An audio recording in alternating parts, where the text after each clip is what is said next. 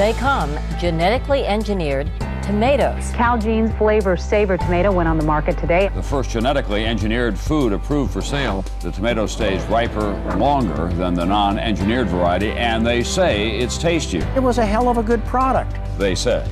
A taste that took 8 years and $20 million to develop. Sure, I'll be buying these. I like them. This tomato is every bit as safe as all the tomatoes that we have in the grocery store. But this high-tech tomato has its critics. I think the Food and Drug Administration has put the profits of industry ahead of public health and safety. We will not compromise safety one bit. 20 years later, do we really know enough about what we're doing with the technology? You know, it's just a tomato.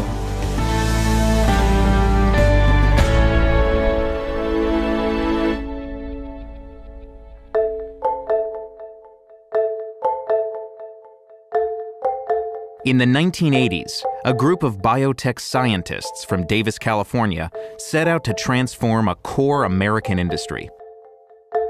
The U.S. market for fresh tomatoes was like $4 billion plus. It was a big market, and it was one where everybody was dissatisfied with the product. The bulk of tomatoes don't taste that good because they're picked green and they're induced to ripen artificially. So if you could alter the process by which a tomato softens while it's ripening on the vine and keep it firm enough so that it could survive trucking to market, you'd have a big fresh market tomato business. Calgene was at the forefront of a movement to genetically engineer plants that held great promise for the agricultural industry. We were all very excited. You know, maybe we can have some broad benefit to agriculture by developing a new tool. We had our hands on a gene that was involved in this softening process. When we and others invented the technology for turning a gene off, it became clear that what we should do was turn off the gene that makes a tomato get squishy. So the result is that we have a tomato that was picked 30 days ago that has not been refrigerated and is as perfect as the day it was picked when compared to a normal tomato that's been sitting around and doesn't look too good. The unusual part was that it worked. It was a big surprise. Well, if you think there's a lot of excitement about the Rolling Stones, wait till you hear this story. You can have a super tomato in your very own home.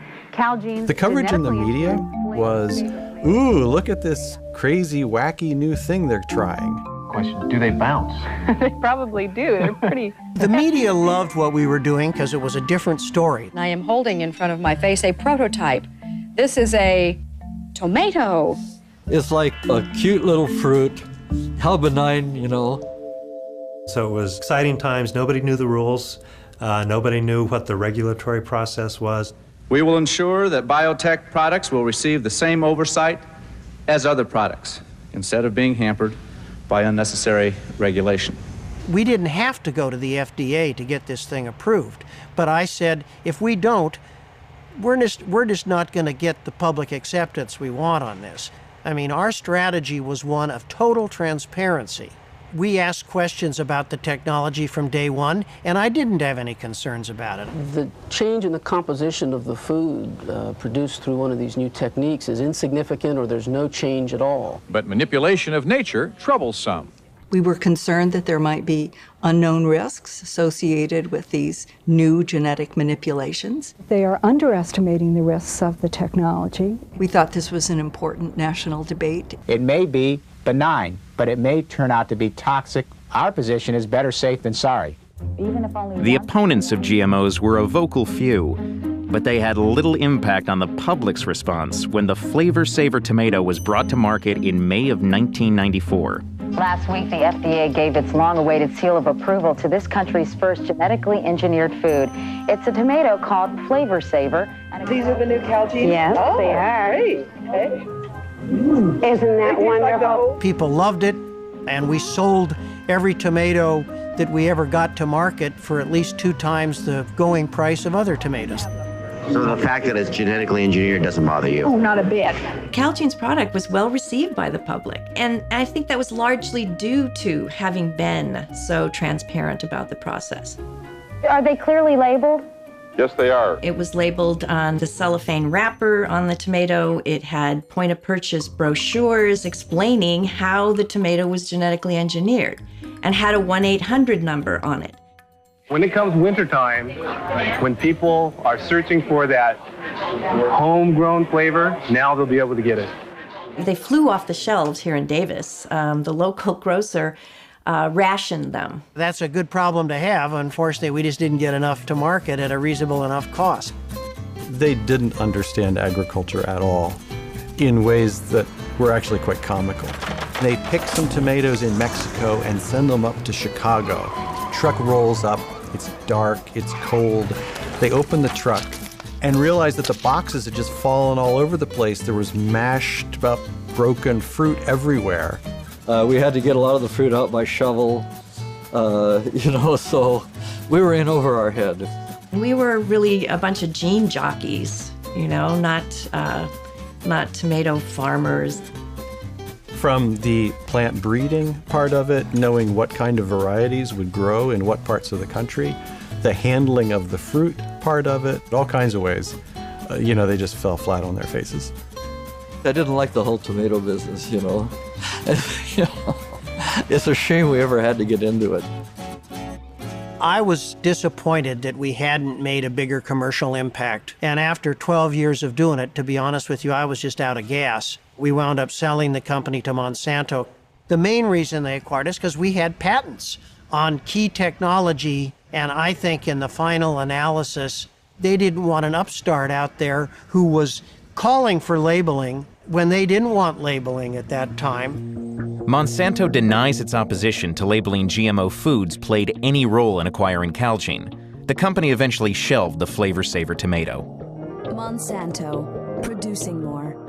Today, Monsanto makes billions every year by selling seeds for a few staple crops infused with genes that kill insects and resist weed killers. By 2012, the GMO industry accounted for 93% of America's soybeans and 88% of corn, much of which ends up unlabeled in processed foods. It's the products that came after Calgene's tomato that decided not to label and contributed to the public's wariness. So the industry, I feel, has let us down. I think the ham-handed refusal to label genetically engineered products was one of the reasons that Europe turned against the technology. In the European Union, GMO products must be labeled by law. And in the US, that movement has picked up steam in recent years, leading to contentious legislation and a battle for converts over the airwaves.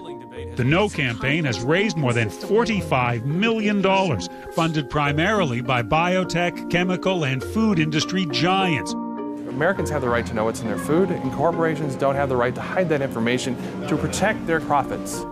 Unless you convince me that there's some sort of real difference to my health or something, I've never understood exactly why labeling, mattered that much.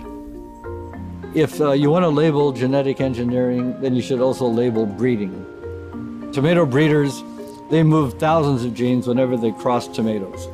Like the original tomato is inedible, just toxic. And so through breeding over time, they've made it into something that consumers like. Breeders move many genes, we moved one.